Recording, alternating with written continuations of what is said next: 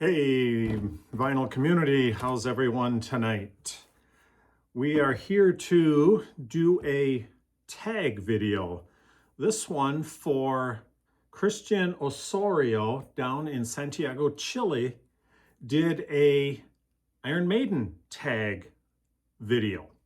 Well, I'm a huge Maiden fan, as you guys probably already know, and I knew I just had to get in on that one. So spent a few days going through stuff, trying to find the right things for the various answers. And if you want, go check his channel out. I'll put a link in the description.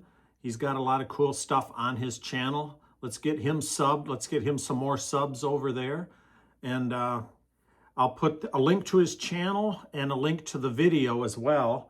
And yeah, let's get into it here. I've got the questions here in front of me here and below, leaning up against the tripod here. So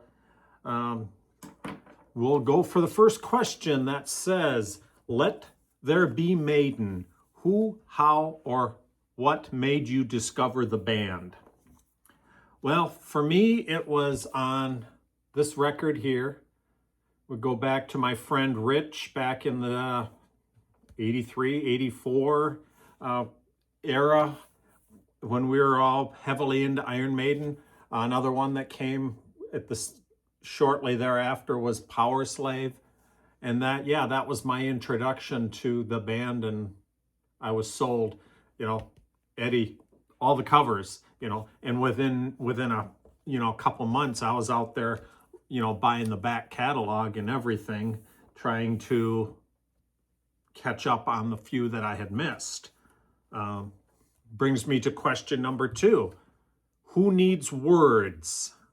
Your favorite instrumental. Now, Iron Maiden isn't really known for instrumental tracks. I think they've only got 3 or 4. But I went from, for this one here, Genghis Khan, from the 1981 record, Killers. This is actually my UK first press that I've got here. So, a little different lineup than the US. Okay. Number 3 question is Revelations, your favorite lyrics. I don't know what to do with this one. I'm not one that listens to lyrics. I don't memorize lyrics. I hum along to the melody, but for me, it's all the music. I'm probably not going to be able to give you a favorite lyric. Probably Somewhere in Time is the one record that I can sing along with the words the most of all of them, but I'm not one that remembers words. So I'm an instrumental person. So let's see. Number 4, The Angel and the Gambler. Hard to believe, but they sometimes have bad songs. Name one song you really don't like. Well, I knew right away which one that was going to be. It comes from this record here. The song, Bring Your Daughter to the Slaughter.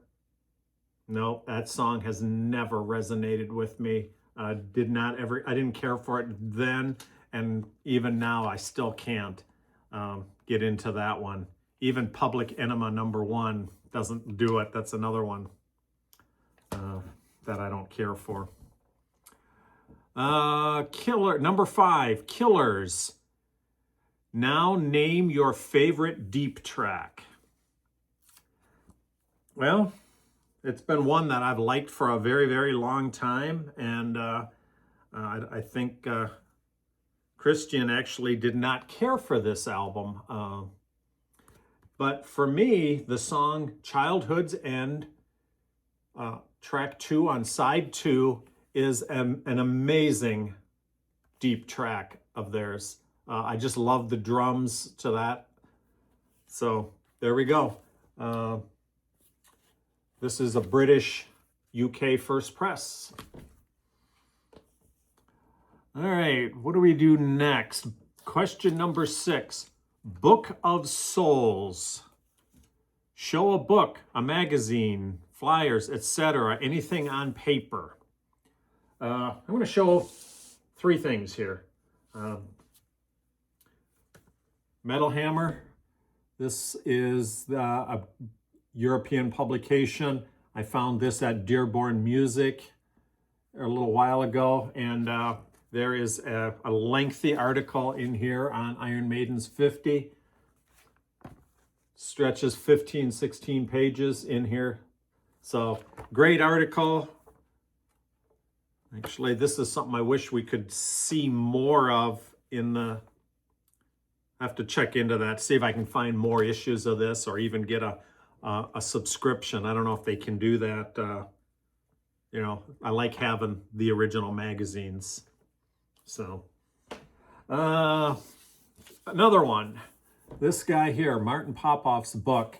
This is quite the book.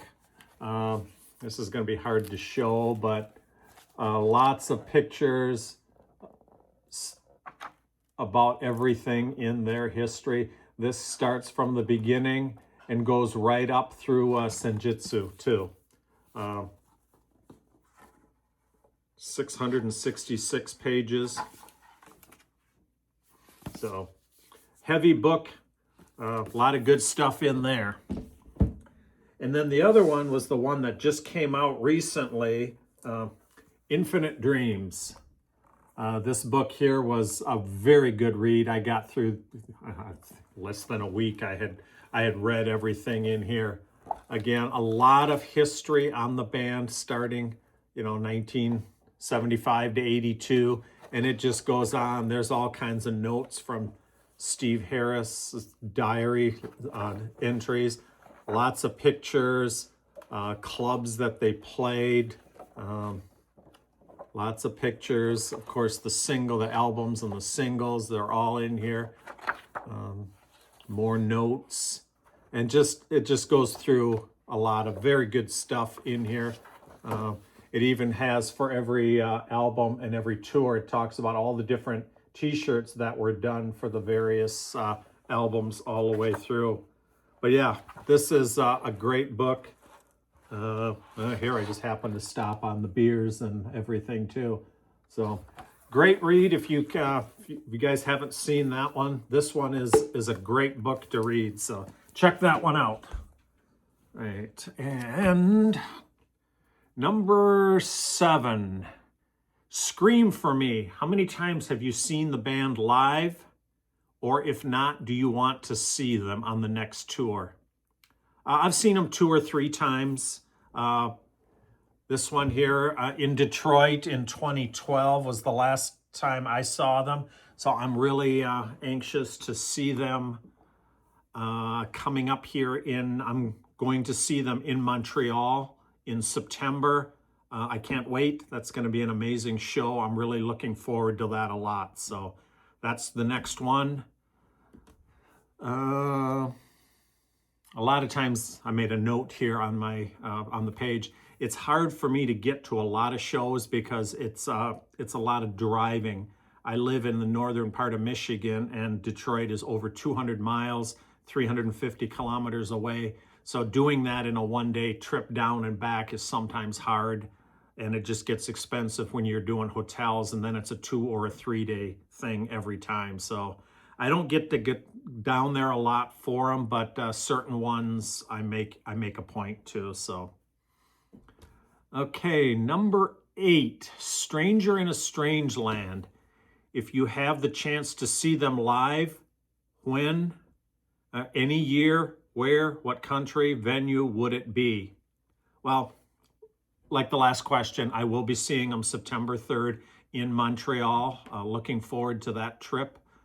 But I really would have liked to have seen them on, and I'll just jump ahead because this record's going to come up a couple times. I would have loved to have seen them on this tour. 84, 85 would have been amazing. Another one that would be really, really good to see them on would be in some of those big, massive shows that they've done in South America. That would be amazing to me. All right, number 9, 5 records you will take to a desert island. I assumed these were Iron Maiden records, and for me, it's these. The first one, absolutely. Power Slave, Somewhere in Time, Seventh Son, and Fear of the Dark. These are my all-time favorites, and these would go with me if that was the last ones. Okay. Number 10, Blood Brothers. What would be the record to introduce your son, daughter, nieces, or nephews, or any young listener to discover the band? Well, I got to do the same thing again. I mean, the height of their career, Power Slave, Somewhere in Time, Seventh Son, and, you know, the early one, you know, for sure, just how they all got started. And I love this record. This thing's an amazing record. There's so many good songs on there that, yeah, that question kind of falls together with the same ones. Number 11, The Legacy. Show a release that you have more than one in a physical format of. I said this one was going to show up again. That's the 2015, the 1998, the original, the DVD, of course, and I forgot to pull the cassette, but that's all right. So I don't have it anymore. I really wish I did, but at one point I had the laser disc. Got rid of that. You know, you can only kick yourself so many times for getting rid of stuff, but, you know, years ago, why would I want to keep those things? But now I'm kind of wishing I did, so. All right, number 12, Man on the Edge. Why you should give Blaze Bayley's Years another try. You know, to me, I liked these records. I have followed through with the band throughout the years, and I very anxiously bought this one back in the day right away. This is not the original one. I've got that over here. This is actually the double jewel case from Japan. It's a double album, double CD. So that's got 3 additional tracks on it. Justice of the Peace, I Live My Way, and Judgment Day.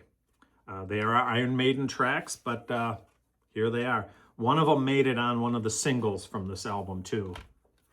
So maybe someday I'll do some Iron Maiden videos where we do the singles. You know, listening to this the first time, I wasn't disappointed. It was a new singer. I was disappointed that Bruce was gone, but I thought it sounded good. There's some excellent tracks on here, some that keep going to this day. This one has a double booklet in it, but it's kind of cool how it shows most of the stuff's in Japanese, but it'll show all the different, I'm just skipping ahead, you know, the live albums. You know, we all remember these. They sounded okay, but that's when we knew there was some struggling going on. The singles, that'll be a rabbit hole I need to go down. Gather all the 7-inch singles. I'm almost complete on the 12-inch ones. There's still 4 or 5 I need, but then I'm gonna go after the 12s or the 7-inchers. Even here, some of the ones, the later years ones too. Some of these are CD only. But you know what? Some of the songs on here, yeah, they held up. They really do. There's nothing wrong with these. I don't see why people, you know, if there is negativity against it, You know, the song Sign of the Cross I like. Man on the Edge is great. The Edge of Darkness. Blood on the World's Hands. I mean, I like a lot of these songs on here. He's a good singer. Blaze Bayley is a good singer. And just because it's not Bruce, don't discount it.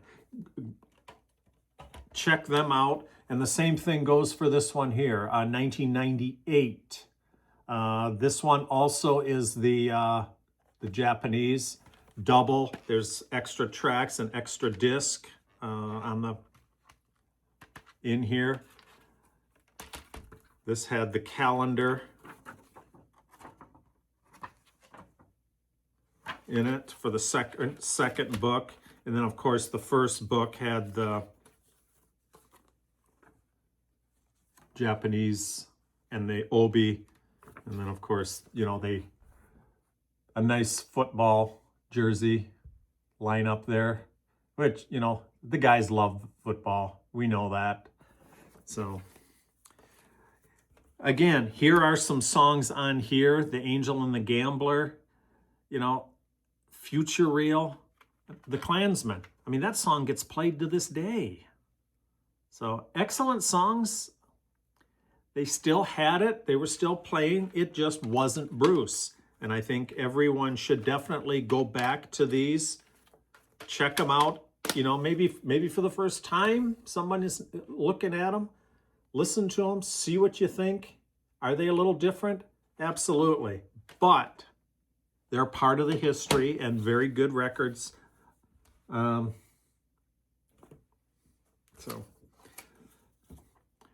Okay, number 13, Sheriff of Huddersfield. The band have done a lot of covers and B-sides over the years. Name one of your favorite. Well, to me, that's easy. I did a video showing multiple versions of it. But yeah, here we go. Women in Uniform. This particular one is a 12-inch from France. I think I've got 4 or 5 different versions of this. So, one of the best cover songs they did. I like this one a lot. So, that was 13. Number 14, Running Free, a song you have to play loud while driving. I'm picking Run to the Hills. That's my song that just is that song that just has to get cranked every single time. Great song. All right, question 15. You move into your 22 Acacia Avenue. You move into a new home. You play one record up to 10 to announce to your neighbors, here's Johnny. You know, what record is that going to be?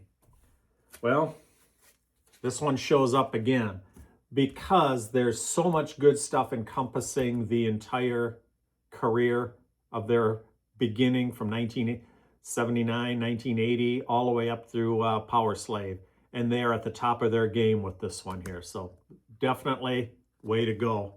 And I don't know if I mentioned this, but this is a German first pressing with the booklet. So sorry about that. All right, number 16, Alexander the Great. Who is your favorite band member? I don't think I can pick one. I mean, this is a band effort. Some of these guys have been there. You know, Dave, Steve have been there from the beginning. Bruce has been there for all but a few years. Adrian, I mean, Yannick came in 1990, 91 when he came in to fill a void. I mean, these guys are all so good. They're all able to do it for me. They're all good players. I can't pick one specific. Number 17, the loneliness of the long-distance runner. You're going for a long walk. Name the first track and the last track on your playlist. Well, I don't. I do not listen to music. I like my walks. I like walking out in nature, but when I'm walking, I'm listening to nature out there. I've never wore headphones or AirPods, anything during a walk. So sorry, I can't answer that one. Number 18, Weekend Warrior. Steve and the boys love their football, and West Ham is his favorite team. Talk about your favorite sport and your team if you have one. Yeah, for me, it's definitely the Detroit Tigers. Baseball, that's the one that always resonated with me. Early on, football was definitely there. I don't follow it as much as I used to because the American football plays, the slightly different rules than all the European, South American, well, the rest of the world, Cristian, I'm sorry your team got relegated to the second league, but they'll be good enough. They'll be back up in the first league next year. Trust me, they will be. But yeah, some of the teams in football that I follow is, Barcelona out of the, from Spain, Dortmund from Germany. And I keep an eye on so many of the British teams too, just because that little poke that comes from Iron Maiden that I've always kind of just followed both the first and the second tier teams with them. It's funny to look at but there's right on the back here, there's all kinds of, right there, not only 2 minutes to midnight, but there's the scroll, West Ham. So West Ham 7, Arsenal 3. So just kind of funny to look at that one. In fact, one little sidebar note with this album cover and this book, I gotta put this down before I drop it. But in this book here, there is a major, I don't think I'll be able to find it quickly while I'm talking, but it takes the entire cover and then breaks it down in a grid where you can then start to look at, I found it. So you can see the little things going across here and also up the side here, and then all the little notes in here. And it's funny to look at all those and find the little Easter eggs. In fact, there's some in there that I found that aren't even listed in there. So, all right, so baseball, football. Number 19, Holy Smoke, a Grail. Name something you would like the band to release or what record you want or need to add to the collection. I'm always adding Iron Maiden to the collection. I don't know if I'll ever be complete because I'm always adding different pressings, different, obviously I have all the albums, but I would love to be able to complete a real live one, a real dead one, live at Donington, with original British pressings. I have a UK press of this on vinyl, but I would love to get my hands on this one here. Brave New World. I think that one's easy enough to find an original. It's a picture disc, but yeah, I mean, those are just, I don't think that's ever going to end. So, what do I want to see reissued, re-released? I'm going to show from the, this one here. How about the whole entire show and not just the snippets of it? This CD I pulled from the first 10 years CD collection. I finally, this past summer, was able to acquire the final vinyl versions of those. I've had the CDs forever, but now I've got the double vinyls of these vinyl sets of these 10-year anniversary. And another one, I would love to someday have an original of this, but based on how much they go for, that'll be a wishful thinking. But this one here would be nice. I know they've bootlegged it. This is a bootleg CD. But just, there's 20 different tracks on here from various singles and EPs. Sorry about the glare. That might be about as good as I'm going to get it. But yeah, that would be nice. 2 of these tracks I do have on the Metal for Mothers EP from, or LP from 1980 that was released there. Those are the original versions, but yeah, an original of this I would love to see someday, or even a reissue. Maybe do a nice 12-inch of it, you know. All right, number 20, the last question. Why do you still listen to Iron Maiden after so many years? I don't even know how to answer that one. I mean, it's been the band I've loved forever and ever and ever. They've been good, even through the Blaze Bayley years when a lot of fans pushed them aside and no, they were done with them. I still liked those, as I alluded to. There's some really good songs on there.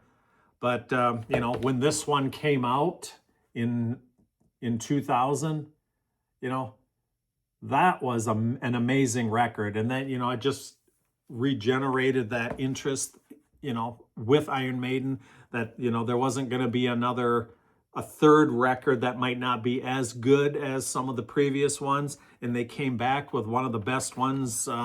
You know, is this the best one since they reunited? I don't know. I'd have to really start thinking about that. But this was a great, is a wonderful record. This is the 2015 reissue. This is the UK version. I have the US version as well. But yeah, they went on after that. We definitely saw some very progressive stuff in the last few years, the last couple, 3 albums. But Senjutsu, I really like that one. I mean, there's some really, really good songs on that. Are they long? Yeah, but it's a musical journey that I can just sit there and listen to and keep going and hear what they're doing and how they're progressing. And yeah.